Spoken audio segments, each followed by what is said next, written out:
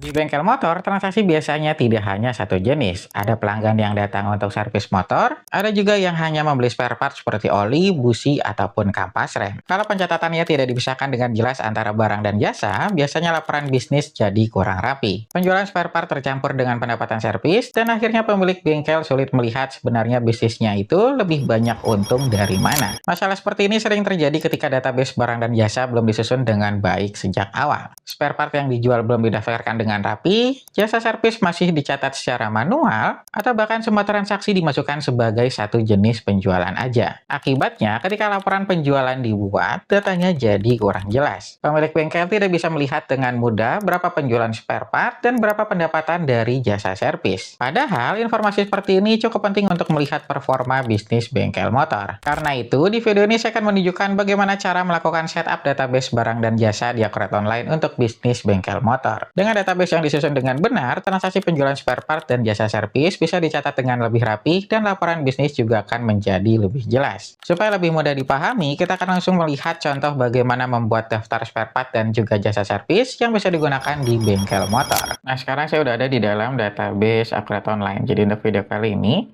saya akan jelaskan bagaimana caranya untuk import master data barang dan jasa ke dalam database Accurate Online untuk bisnis bengkel bengkel motor, maaf. Nah, nanti sebelum kamu memulai untuk import master datanya, nanti kamu harus menyiapkan dulu template-nya. Jadi template-nya kamu nggak perlu buatnya secara manual, nanti Accurate Online itu udah menyediakan sebenarnya.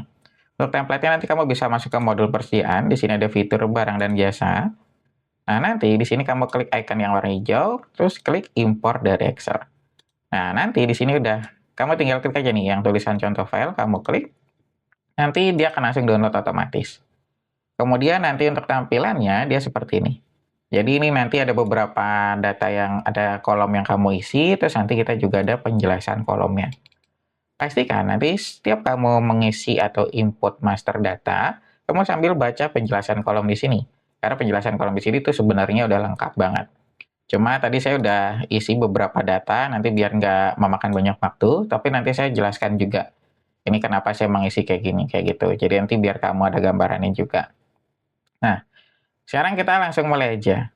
Jadi, bagian pertama atau kolom pertama yang kamu harus isi adalah kategori barang. Kategori barang di sini nanti kamu bisa baca, otomatis membuatkan nama kategorinya jika belum ada di daftar kategori barang. Jadi, nanti kamu bisa sesuaikan.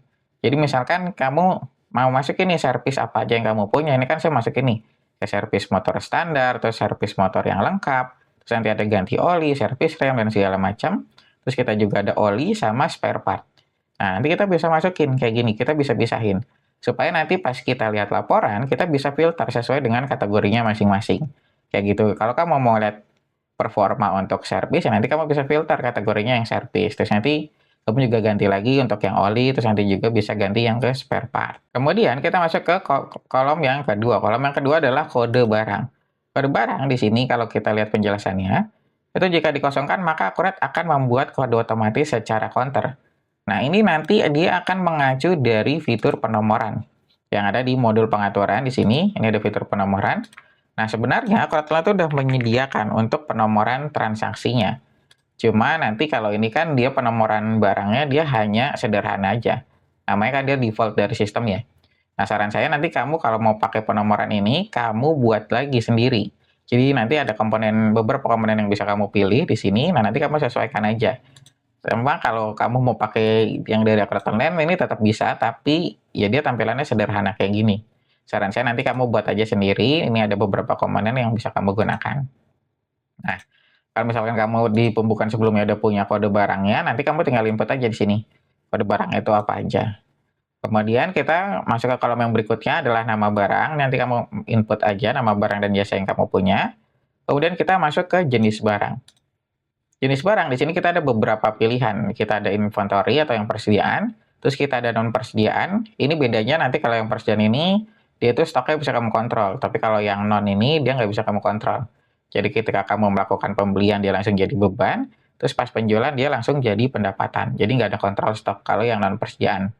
Kemudian kita ada jasa juga, terus kita ada, ini biaya produksi kita abaikan aja. Kemudian kita ada grouping, ini nanti untuk produk bundling. Kemudian ada varian, ini biasanya untuk di toko pakaian. Kemudian kita ada biaya proyek dan formal pekerjaan. Kayak gitu. Cuman nanti kita fokusnya tuh hanya di persediaan dan jasa aja. Berarti nanti kita masukin item mana yang masuk persediaan, terus item mana yang masuknya jasa. Nah, nanti kita tinggal pilih aja di sini. Kayak gitu. Nah, kalau untuk tipe persediaan ini untuk dia itu untuk perusahaan manufaktur. Jadi nanti kalau kamu nggak pakai add-on manufaktur, kamu bisa lewatin aja, nggak jadi masalah. Kemudian kita juga bisa masukin barcode di sini. Supaya nanti kamu bisa menggunakan barcode scanner. Nah, terus kita juga ada satuan. Satuan di sini nanti kita bisa menggunakan multi satuan. Ini saya buka juga tampilannya biar kamu ada gambarannya. Nah, satuan di sini dia masuknya tuh di sini nih. Ini kita isi asal dulu. Nah, kalau kamu isi persediaan, satuan di sini wajib kamu isi. Dia ada tanda bintangnya. Berarti dia wajib kamu isi. Tapi kalau jasa, dia nggak wajib. Nah, dia akan menghilang tanda bintangnya. Nah, nanti kalau kamu misalkan persediaan, di sini kamu bisa multi satuan. Nah, nanti dia akan ditanya, kamu masukin dari satuan yang terkecil dulu, terus kamu masukin satuan yang kedua. Nah, nanti dia akan ditanya, rasionya itu berapa? Misalkan satu box 10 pieces. Nah, terus di atas satu box, apa lagi? Misalkan ini misalan aja ya, ini satu lusin contohnya. Satu lusin ada berapa? 12 pieces gitu. Nah, terus nanti di atasnya ada apa lagi? Nah, itu nanti kamu bisa sesuaikan. Kamu bisa pakai multi satuan di sini. Nah, nanti hasil akhirnya, kamu juga bisa menentukan harga jual per satuannya. Nah, nanti dia ada harga jual per pieces, per box, sama per lusin. Nanti dia ada harga jual yang per satuannya. Tapi kalau misalkan kamu cuma pakai satu satuan aja, dia munculnya juga cuma satu doang. Cuma per pieces aja. Nah, makanya nanti kamu bisa sesuaikan. Nah, nanti kamu tinggal masukin di sini. Satuan pertama itu apa, terus satuan keduanya apa, terus rasionya tuh berapa. Jadi nanti pastikan kamu kalau pakai multi satuan, kamu udah punya hitung-hitungan untuk rasionya. Kayak gitu. Nah, nanti kita sediain kolom di sini sampai 5 satuan. Kemudian nanti di sini juga kita ada harga jualnya. Nah, harga jualnya yang tadi saya bilang, nanti dia akan muncul di sini. Nah, nanti kalau misalkan kamu pakai multi satuan, baru kamu bisa isi harga jual satuan kedua, ketiga, dan seterusnya.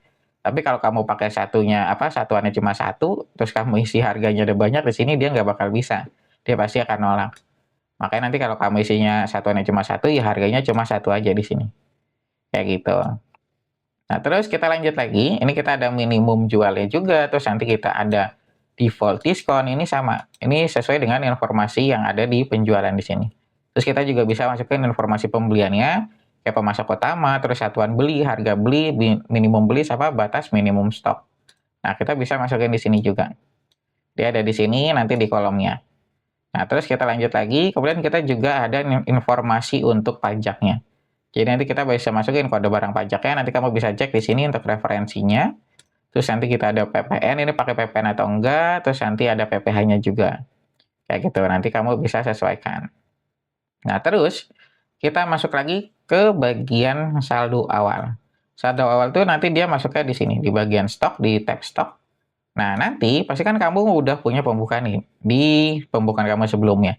Nah, sebelum kamu menggunakan Akurat Online, kamu harus menentukan dulu kamu mau cut off-nya tuh per tanggal berapa. Misalkan nanti kamu mau cut off-nya per tanggal 28 Februari. Nah, berarti saldo akhirnya kamu hitung dulu semuanya. Baru nanti kamu jadikan saldo awal di Akurat Online. Kayak gitu. Nah, nanti kita tinggal masukin. Nah, kolom yang pertama ini adalah cabang saldo. Seperti yang saya sering bilang, kalau kata kuncinya ada tulisan cabang, berarti itu nanti mengacunya ke add-on multi-branch. Nah, add-on itu dia sifatnya opsional. Jadi kalau kamu pakai, kamu baru isi cabang saldonya. Tapi kalau kamu nggak pakai fitur add-on tersebut, kamu bisa lewatin aja untuk kolom yang cabang saldo. Kemudian kita masuk ke gudang saldo awal. Gudang saldo awal, kalau kita lihat penjelasannya, dia agak beda nih kalau yang gudang. Kita cek di gudang, oh dia di atas. Mana? Nah, ini gudang saldo awal. Nah, jika multi gudang, gudang saldo awal barang, nama gudang harus ada di dalam database. Jadi beda kayak yang kategori. Kategori kan otomatis membuatkan nama kategorinya jika belum ada di daftar kategori. Tapi kalau gudang, dia harus udah ada dulu di database. Jadi kalau untuk bawaannya, gudang itu kan kita hanya ada satu aja. Ini bawaannya itu hanya ada gudang utama. Nah, kalau kamu ternyata punya beberapa gudang, kamu tambahin dulu di sini gudang apa aja, gudang Bekasi contohnya kita simpan. Nah, terus kita ada lagi gudang Jakarta, ini kita simpan. Nah, nanti Baru kamu tambahkan di sininya. Kalau misalkan kamu pakai ini adanya di gudang Jakarta, terus ini ada di gudang Bekasi, nanti kamu baru bisa isi di sini nih, di file Excel-nya. Jadi jangan kamu masukin di sini, tapi di database-nya dia hanya ada gudang utama aja. Otomatis dia nanti akan menolak. Soalnya dia pastikan kamu baca nih kata kuncinya. Jadi kalau gudang itu kan dia harus udah ada di dalam database. Nah, terus kalau kategori dia otomatis membuatkan. Nah, dia otomatis membuatkan nama kategori jika belum ada di daftar kategori barang. Begitu. Jadi dia agak berbeda kalau untuk yang gudang sama kategori. Jadi nanti kamu pastikan kamu isi dulu. Nah, ini kan kita masuknya ke gudang utama semua contohnya. Nah, nanti kita tinggal isi. Ini kan, maaf, dari sini, ini kita dari yang oli. Nah, ini misalkan kita mau ngisi yang oli aja nih, utama contohnya.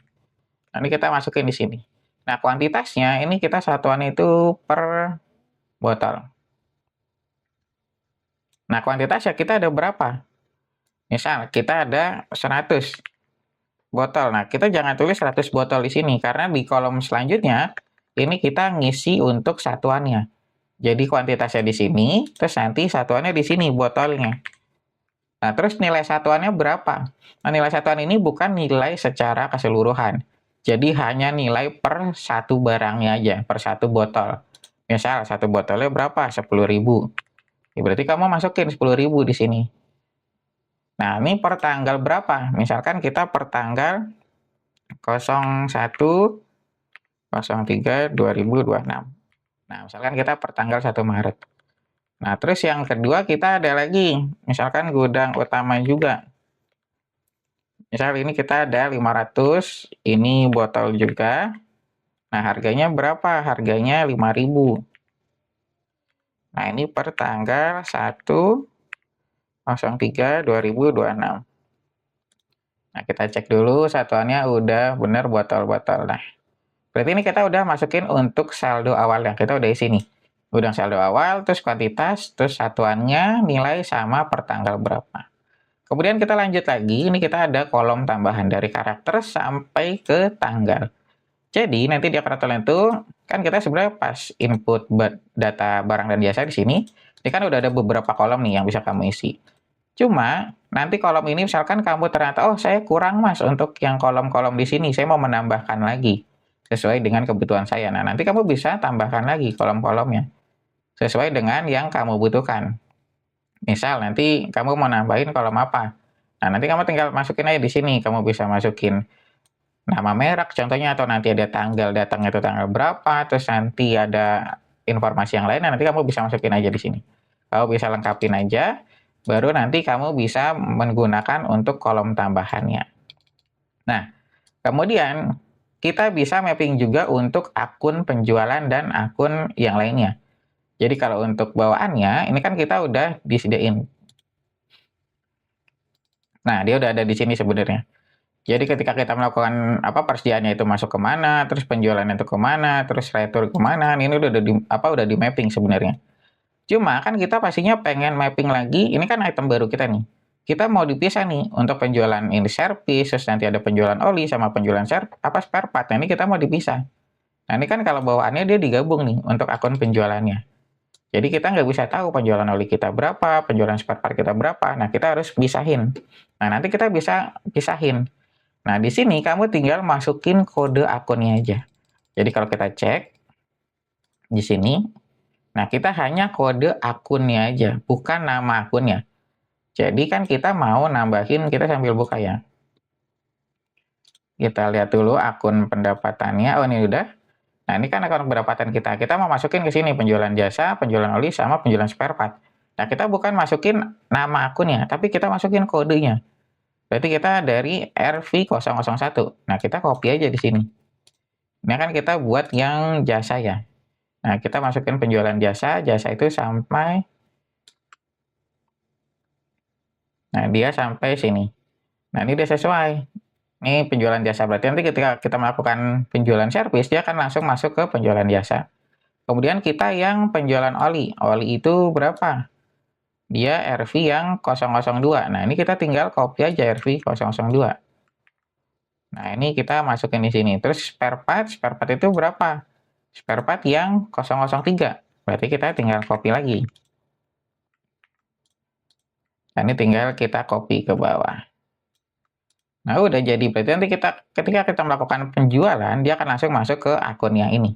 Jadi ke penjualan jasa, penjualan oli, sama penjualan spare part. Nah, nanti kalau kamu mau mapping lagi untuk akun persediaan atau akun-akun yang lainnya, nanti kamu bisa sesuaikan aja. Kemudian kita lanjut lagi. Kita juga bisa masukin merek barangnya, terus nanti kita bisa masukin nomor serinya, terus nanti kita bisa pakai tanggal kadaluarsa, dan nanti ini bisa kita sesuaikan. Nah, nanti untuk bagian akhir paling nanti dia ada tulisan untuk dipakai di cabang mana. Nah, ini kalau yang tadi saya bilang, kalau ada kata kunci cabang, berarti dia harus menggunakan add-on multi-branch. Kayak gitu. Kalau kamu nggak pakai, nanti kamu bisa lewatin aja. Terus nanti bisa masukin catatan dan informasi dimensinya. Kayak gitu. Nah, ini kita udah oke. Kita tinggal simpan. Kemudian kita tinggal import aja. Ini saya close dulu sebentar. Nah, ini kan kita dari barang nih. Kita barang dan jasa. Terus ini import. Import data dari Excel. Terus kita klik yang master data barang dan jasa. Nah, terus kita tinggal unggah. Nah, nanti dia akan langsung membaca kolomnya masing-masing. Ini dia akan otomatis karena template itu dari Akurat Online, jadi dia langsung ngebaca otomatis. Nah, terus kita cek nih. Nah, ini udah masuk semuanya, udah oke. Terus kita tinggal lanjut. Nah, nanti proses lamanya loading di sini tergantung dari banyaknya data yang kamu import. Semakin data yang kamu import, semakin banyak, itu nanti semakin lama juga loadingnya. Tapi nanti kalau semakin sedikit, itu juga akan semakin cepat. Nah, ini nanti kita udah masuk semua nih. Pada barangnya kita sesuaikan lagi. Nah, dari yang 01 sampai ke 015. Udah sesuai. Dari 01 sampai ke 015. Nah, kalau kita cek, nah dia ada servis motor standar, lengkap, ganti oli mesin, servis rem motor, sampai ke kabel gas motor. Kayak gitu. Nah, ini juga udah ada nih saldonya. Nah, dia udah ada saldonya.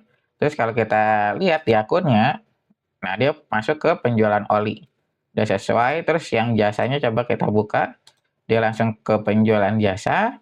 Terus yang spare part, ini kita cek. Ini kan kita juga, ini kita bisa masukin lagi nih kategori barangnya. Nah, ini kita bisa tambahin informasi lagi. Oh, salah. Dia yang ini. Kategori barangnya, nah ini spare part, kita cek. Dia akan langsung masuk ke penjualan spare part. Jadi otomatis.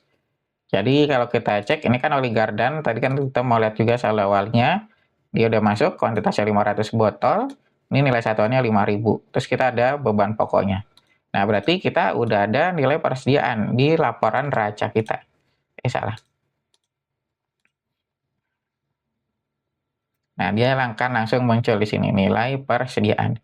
Nah, ini juga kita bisa klik nih nilai persediaan di sini. Nah, nanti dia akan muncul. Ini nilai 3.500.000 itu dari mana? Nah, nanti dia akan kelihatan saldo awal barang untuk oli mesin 1 juta, terus saldo awal barang untuk oli gardan 2.500.000. Nah, kita bisa cek lagi. Nah, dia akan kayak gini. Nah, dia akan langsung masuk ke penjelasan persediaan, terus nanti dia di sininya juga kita, salah, ini oli gardannya ada 2. Nah, ini yang oli mesin. Nah, kita cek stoknya, nah dia masuk. Nah, nilainya udah benar 1 juta. Terus tadi oli gardennya kan 2.500.000, dia akan langsung otomatis. Nah, kemudian kalau kita lihat laporan laba ruginya, nanti kita bisa ngecek juga. Jadi kita bisa lebih detail nih hasilnya. Jadi bisa kelihatan penjualan jasa kita berapa, terus oli kita berapa, spare partnya berapa. Jadi kelihatan nih, misalkan penghasilan kita bulan ini 100 juta. Nah, 100 juta itu terdiri dari apa aja. Nah, kamu nanti bisa analisa lebih lanjut dari data tersebut. Oh, nanti ternyata dari jasa itu saya sekian, terus nanti dari oli sekian, spare part itu sekian, kayak gitu. Jadi nanti bisa kamu analisa lebih lanjut. Nah, mungkin sampai sini aja penjelasan yang bisa saya berikan tentang cara import master data barang dan jasa untuk bengkel motor ke dalam database Akurat Online. Jika kamu ada pertanyaan lainnya, nanti kamu bisa langsung tulis aja di kolom komentar, atau nanti kamu bisa langsung DM aja ke akun Instagram saya. Dengan database barang dan jasa yang disusun dengan baik sejak awal, pencatatan transaksi di bengkel motor bisa menjadi jauh lebih terstruktur. Penjualan spare part bisa tercatat dengan jelas, jasa servis juga bisa dipisahkan dengan rapi. Sehingga ketika laporan penjualan atau laporan keuangan dibuka, pemilik bengkel bisa melihat dengan lebih mudah bagaimana perkembangan bisnisnya. Kalau kamu memiliki usaha bengkel motor dan ingin mencoba menggunakan Akurat Online untuk pencatatan bisnis kamu bisa mulai dari free trial terlebih dahulu. Kalau kamu masih bingung bagaimana setup database yang tepat untuk bisnis bengkel, kamu juga bisa hubungi saya untuk konsultasi. Nanti kita bisa diskusikan bagaimana Akurat Online bisa digunakan sesuai kebutuhan usaha kamu.